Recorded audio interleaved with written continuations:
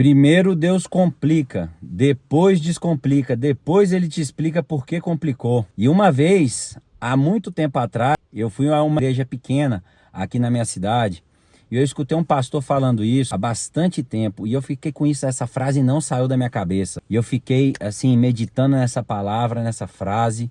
Primeiro Deus complica, depois descomplica, depois ele te explica por que complicou. E eu ficava pensando, cara, como assim? E aí, depois de um tempo, eu fui começar a entender o contexto dessa situação. Porque, vamos lá, quando você precisa crescer na sua vida, quando você precisa sair de algum lugar, de algum ambiente, quando você está fazendo algo que não agrada a Deus ou que Deus quer que você cresça, muitas das vezes ele permite, porque nas coisas de Deus não existe coincidência. Ou ele faz ou ele permite que aconteça. E aí aconteceu de quando Deus quer que você cresça, ele pega e permite que você passe por uma situação de deserto. E quando você está passando por esse deserto, você fica se perguntando por que eu estou nesse deserto. Deus complicou. Ele permitiu que você passasse por aquilo para você começar a crescer. E aí dentro desse meio tempo, dentro do deserto, no processo ali que você vai passar por dor, uma situação de sem saber o que está acontecendo, por que você está passando por aquilo, sou uma pessoa tão boa, não mereço estar passando por isso.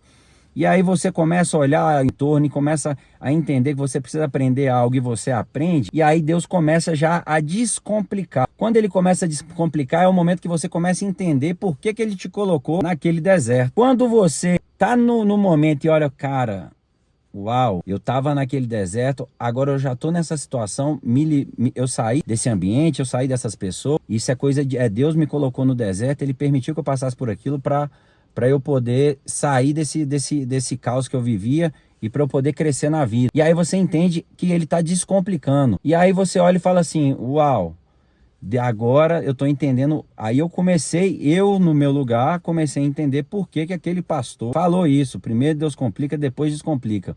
E aí depois eu falava, gente, quando eu olhava para trás, eu falei, nossa, agora que eu estou começando a entender.